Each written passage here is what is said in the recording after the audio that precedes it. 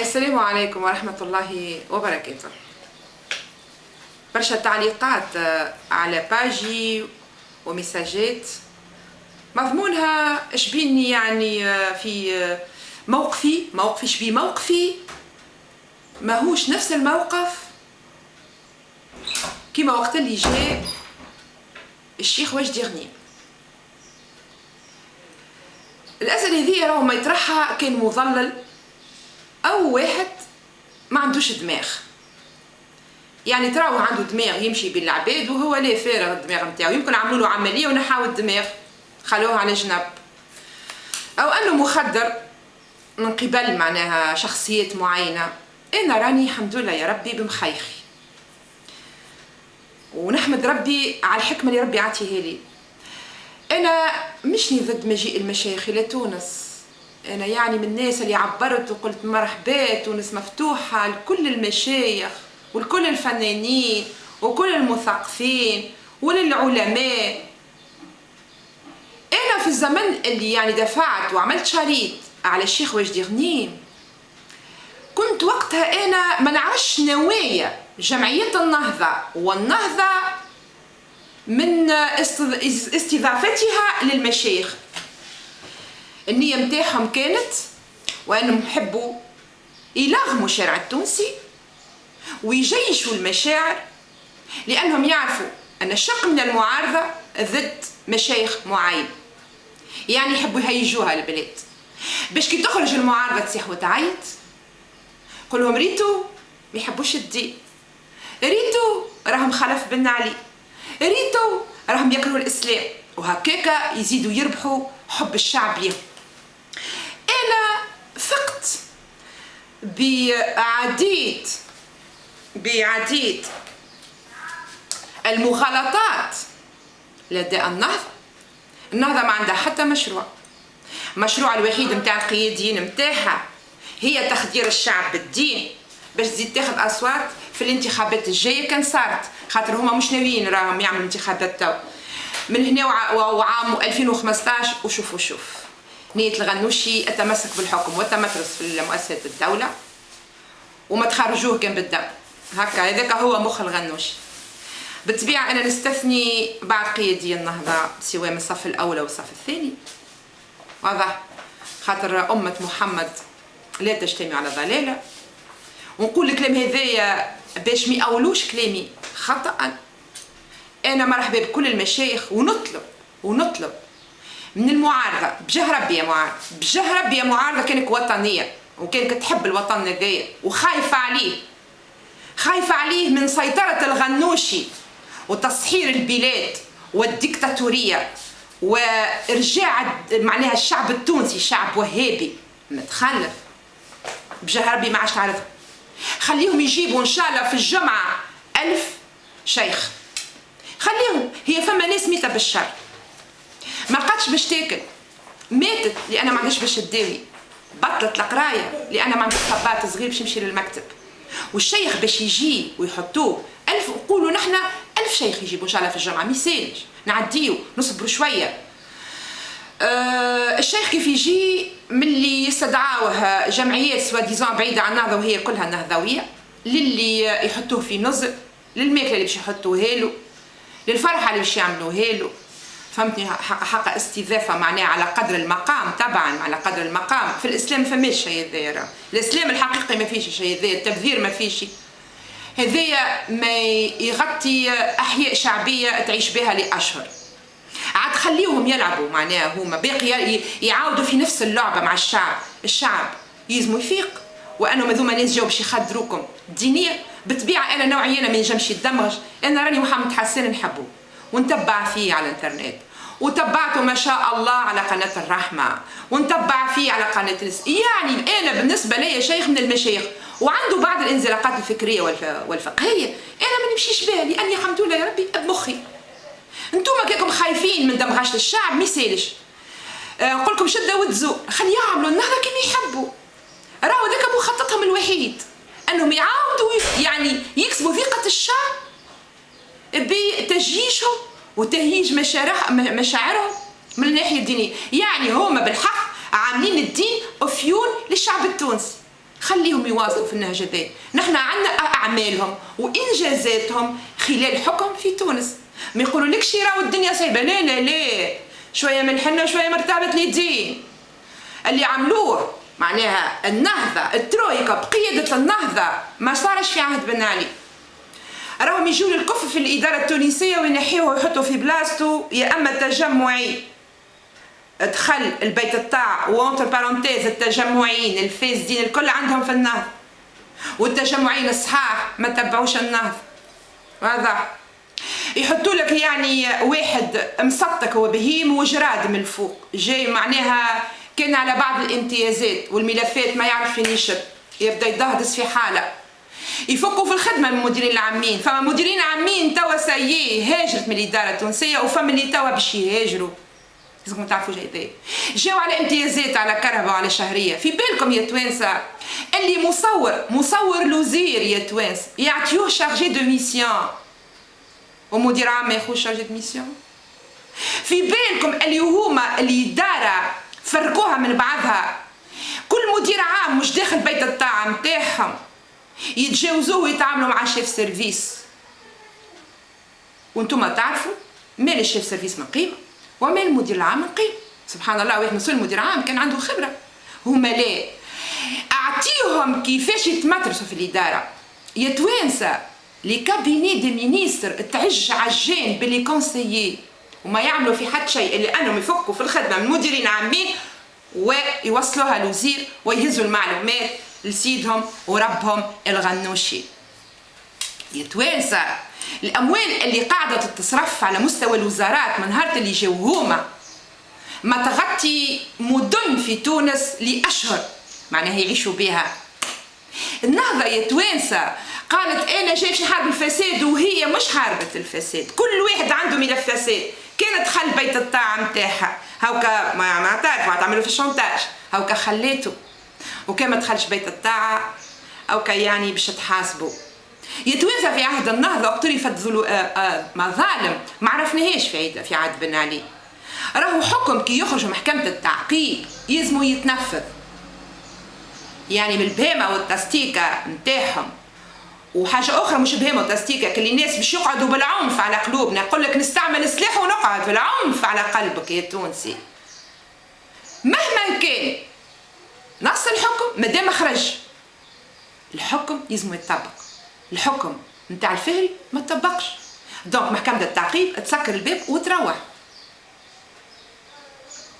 امثله عديده وعديده وتو يجي الوقت وتو نكشفوها. الاسلام يا توانسه ما يفكش ارزاق الناس.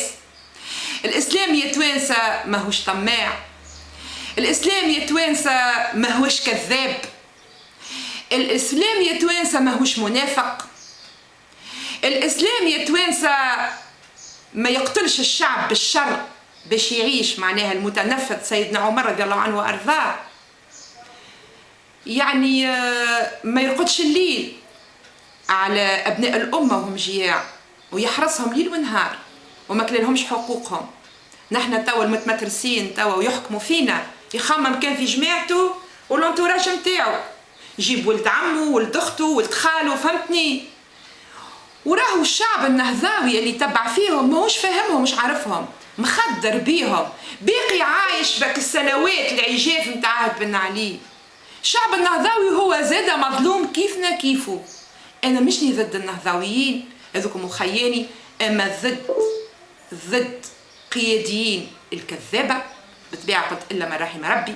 انا ضد الغنوشي يحكم تونس وباش مش نخليوه يحكم تونس، ويستحيل باش يحكم تونس، ويستحيل باش ندخلوا بيت الطاعه نتاعو، بيت الجهل، بيت اللي ركعنا فيه، بيت اللي نساو فيه ربي. يا نعم اللي باش يدخل معاه ينسى ربي، لانه باع تونس لامريكا من 2008. من 2008 انبطح الامريكا في برنامج معين اللي هو كيفاش باش يدخلوا لتونس وكيفاش يفكنوهم من تونس وكيفاش يسيطروا على افريقيا. انا نبهت كيفاش ينجم يكون فما واحد مسلم يشمت في خوه المسلم اللي مهما كان هو شكونه، راهو امني ولا مش امني تعورت عينه ونشمت فيه. شكونهم هذوما؟ شكونهم؟ ما يسموش يكون لا نهضاوي لا سلفي لا مسلم تونسي عادي ما عندوش انتماء سياسي. رانا ما نفرحوش للي تجرح وللي يتعور وللي يموت هكاك مقتول. ما نفرحوش المرأة اللي يغتصبوها. يا اخي نراو في شيء عجيب، نراو في شيء عجيب نشامته. علاش؟ لان فما مرض في نفوسهم. الانسان المسلم ما هوش مريض، الانسان المسلم متخلق. الانسان المسلم ما يضربش في عروضات الشريفات العفيفات، وحتى لو كانها مش شريفه وعفيفه وتبدا مسكينه غلطت يسترها. هذا الاسلام. على كل، حزب النهضه هو حزب ذات مرجعيه اسلاميه، ما عنده حتى شيء من الاسلام. اكتشفت انه ما عنده حتى شيء من الاسلام.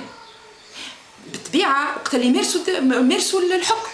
يا اخي انا راهو سبحان الله معناها باش ناكل صوابعي كيفاش انا انطلقت عليا يعني الكذبه نتاعهم. ربما اللي انا في عاد بن علي كانوا كي اقتصاد هكا يشرهوا اخلاق تدين اللي عرفتهم بالطبيعه. فما ناس انا ما نعرفهاش، ما كيما الغنوش عمري ما عرفته جماعته نتاع الخارج، اما نتاع تونس لهنا اللي توا شادين قياديين وشادين وزراء وكتاب دوله. فهمت؟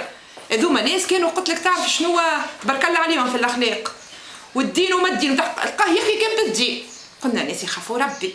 يا اخي هذاك الكل قناع، وكي شدوا البلايص سقط القناع. دونك يا شعب يا تونسي فيق على روحك، ويا معارضه يعيش كي يبارك فيك ربي. خليهم يجيبوا المشايخ نتاعهم. خليه الشيخ اللوز يقول لك نجيب في الجمعه 1000، ان شاء الله يجيب 20,000. واضح؟ نحن نعرفوا شنو نعملوا ومش نزيد المشايخ ومرحبا بهم الكل، لكن وانك انت تستعملهم مطيه باش تدخل تونس بعضها وتوري للتوانسه اللي هما ما عندهمش يعني تفكير متطور ومش فاهمين النهضه انهم يعني المعارضه تكره الشيوخ. هذه راهي ميزناش نوصلوا لها. يعيشكم يا معارضه، بالعكس ماذا بيكم تستضيفوهم. المشايخ عندكم نعم، حتى الاحزاب فما احزاب تنجم تستضيفهم. عليه الاحزاب الكل الا حزب الجبهه الشعبيه كلهم مسلمين راهو. فهمت؟ ينجموا يستدعوا المشايخ هذوما ويضيفوهم ويشربوهم قهوه. ايه لا ما راح لا نعرف فما مسلمين في جبهه شعبيه. لا اما لك حزب مرجعيته ماركسيه. بقيت معناها تو ولدي هو اللي يحكي معايا قال لي يلزمك يعني تعمل الاستثناء. يا اخي باش ناخذ كل حاجه عم فيها استثناء انا يا رسول الله. بالطبيعه في الحزب الشعبيه فما ناس يعني مسلمين. قلنا شيء ذا وخرجنا وقلنا اسامه بقى وان ذيك مرجعيته ماركسيه. خلينا مش هو باش يستضيف المشايخ. باقي الاحزاب التونسيه الكل تنجم تستضيف المشايخ. علاش لا؟ وتشربهم قهوه وتعشيهم. فهمتني؟ وتقول لهم الله يبارك لكم جيت تنوروا في الشعب التونسي الناقص تنوير. فهمتني؟ ولو انه الشعب التونسي مش ناقص تنوير، لكن باهيه تلاقهم الافكار والحوار كله باهي ذا الكل يصلح للتوانسه. اما بربي ما عادش يعني تعملونا شوه. وماذا بيا اختي وزميلتي الفاضله ليلى بن دبه ما عادش تمشي تهبط للمطار وتعمل عملته نهار اللي جا محمد حسن، وهي تعرفه اللي انا في التليفون قلت لها الكلام هذا. يا ليلى ابعد، راهو هذا هو السلاح الوحيد اللي مازال النهض. باقي يلعبوا باسم الدين، راهو ما عندهم شيء من الدين. راهو هذاك عملوا له قناع باش ياخذوا اصوات العباد يطلعوا للكرسي ومن بعد يتفتوا فينا ونوليو عبيد بين يدين الغنوشي وجماعه الصقور نتاعو. يا توانسه انظروا للموضوع بعقلانيه. تونس راهي التالي ليس القدام. جبل شعب بيكم تشوفوا ايش قاعد صاير فيه. الارهاب في تونس وهذا مخطط من قبل راهو. وما تقولوليش علاش المرزوقي ما تكلمش على جبل الشعبي. علاش؟ سؤال نطرحه للشعب التونسي ونعرف برشا اذكياء ما شاء الله عليهم. مادام ما تكلمش يعني انه السيد متورط في المشروع الامريكي في تونس وباسم الارهاب يدخلوا تونس ويدخلوا الجزائر ويسيطروا على ليبيا ويسيطروا حسوا على افريقيا والمستقبل افريقيا راهو. كل الخيرات في افريقيا وامريكا والغرب يعرفوا ان معناها شعوبهم